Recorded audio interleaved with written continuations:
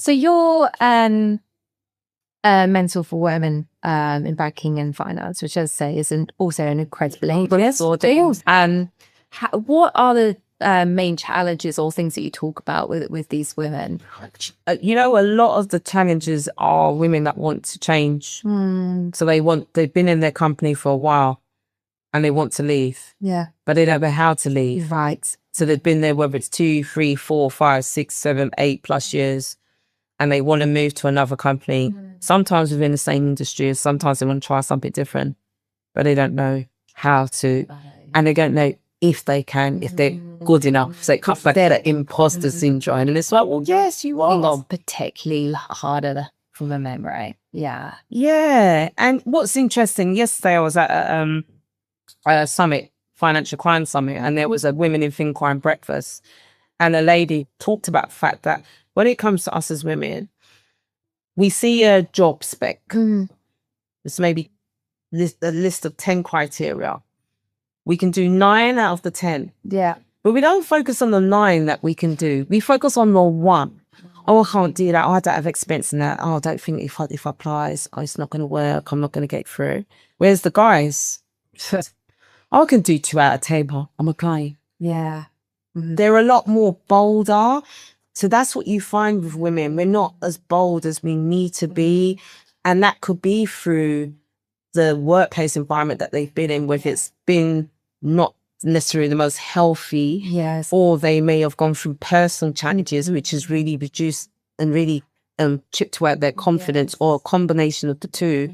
And then they've kind of got into this comfort because they're like, well, I've been here for X amount of years. I know how everything goes, so maybe I should just stay. But then deep down, they're really unhappy. Sometimes when you talk to people, ladies, and they're told all the things they're doing, and you're like, oh my gosh. Wow. Yes. It's like, you're amazing. Out for what salary as well? We as women have to be a lot more confident and bold and ask for the salary that we feel that we should get. Absolutely. Right?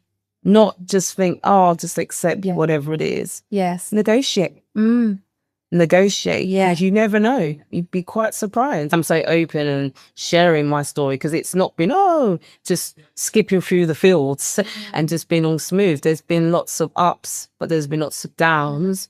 But it's like knowing your worth and knowing your value and thinking, well, you know what, I am more than good enough. I can do this. And, I've applied for jobs in the past and you haven't always got them. So it's also being able to, as women, deal with the initial rejection. Yeah.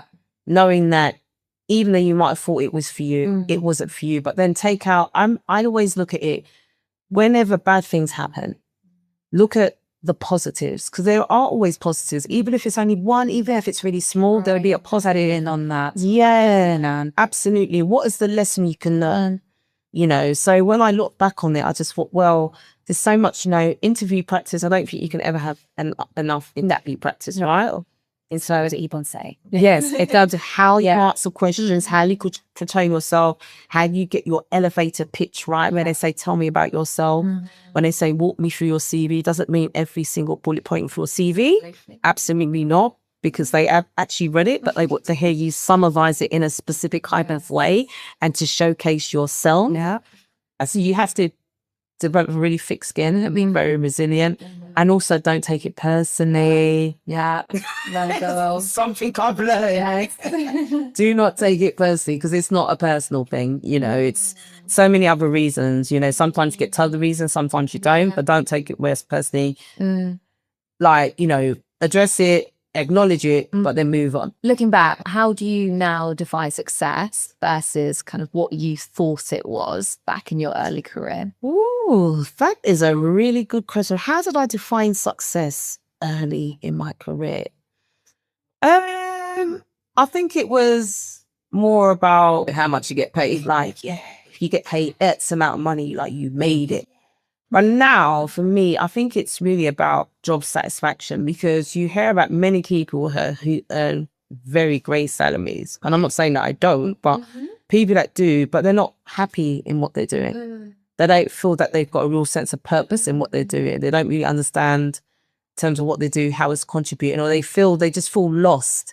Yeah. They're earning all this money, but they're just, what they do, they're just turning up to work like, I've got to go in, Whereas for me, I get a great sense of purpose of what I'm doing in terms of really impacting the business in a really positive way. The education part, being able to train my colleagues, my colleagues, not just in the UK, but my colleagues in Amsterdam, in Maastricht, in Milan, on different aspects of regulation, educating on how the UK market differs from the other markets and the differences in regulations and the viewpoint of the regulator, and being able to bring in my own experiences, like learn from them. So it's a job satisfaction and being able to learn. As you know, I love learning. So for me, if I was in a role and I'm not really learning, that would frustrate me a lot. The UK is one of the most heavily regulated markets in the world.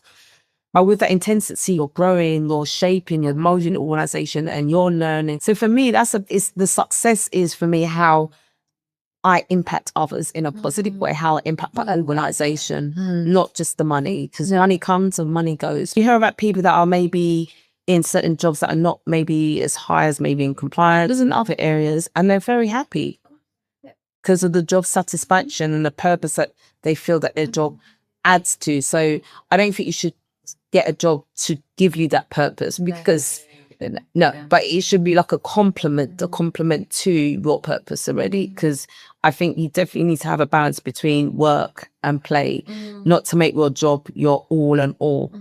Because if that falls away, then what have you got? So yeah, that's what I would say. Success is about the positive impact that I have on others through the work I do, meeting others, sharing, learning from them learning from me, mentoring, coaching. That for me is what success like. I've had a couple of people that I've mentored who were in law and wanted to get into compliance, and now in compliance.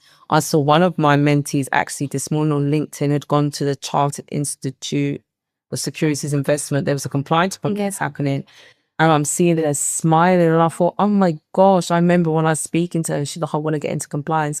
Now she's in it. Now she's going to conferences and seeing this big beam and smile. The evidence is there. And that made me feel great. And then I've got another lady who works in the same building as me, who went from law again into compliance. And she was like, thank you so much. So being able to share my journey and experiences, as I said before, for me is what success looks like, and, empowering other women. Amazing. Love that. Thank you. And earlier I asked, what advice has been given to you by others that you've really taken on board. What is the one piece of advice you would give to those looking to go for a leadership position in compliance? Believe in yourself. You can do it. If you don't try, then you'll never know. And it's not about living life of regrets. Try, and if you fail, get up and just try again, and eventually you'll get that role. That's my advice. Thank you. Well, thank you so much, Dane. It's been an absolute pleasure to have you here today.